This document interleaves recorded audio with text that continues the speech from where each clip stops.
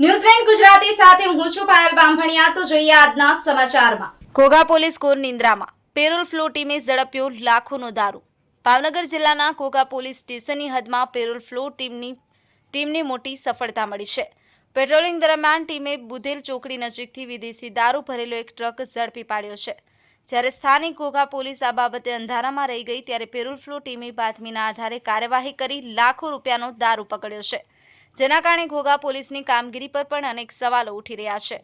Police દ્વારા ટ્રકની તલાશી લેવામાં આવતા તેમાંથી વિદેશી દારૂની કુલ 222 પેટીઓ મળી આવી હતી। આ પેટીઓમાં કુલ 6228 બોટલ વિદેશી દારૂનો જથ્થો હતો, જેની અંદાજિત કિંમત રૂપિયા 25,26,480 થાય છે। પોલીસે દારૂની સાથે ટ્રક અને 2 મોબાઈલ ફોન પણ કબજે કર્યા છે। આમ કુલ મળી અને રૂપિયા 40,36,480નો મુદ્દામાલ જપ્ત કરવામાં આવ્યો છે।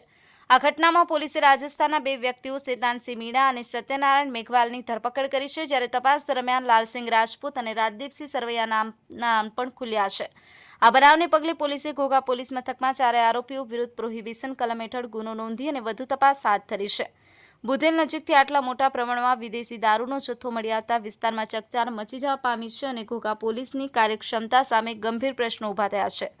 અલ્પેશ ડાભી, ન્યૂઝલેન્ડ ગુજરાતી, ભાવનગર।